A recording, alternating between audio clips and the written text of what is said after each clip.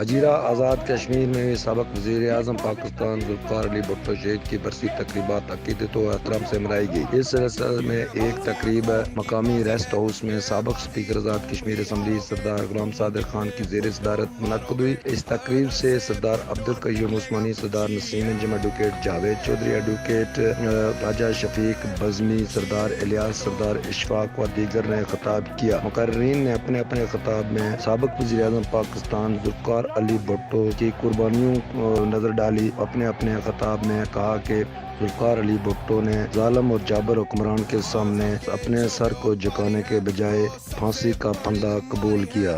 انہوں نے موجودہ پاکستان کی حکومت پر بھی شدید تنقید کرتے ہوئے کہا کہ ریاست مدینہ بنانے والوں نے آج عوام کے منہ سے نوالا چھین لیا ہے۔ راجہ جمیل، کے نیوز، ہجیرہ آزاد کشمیر۔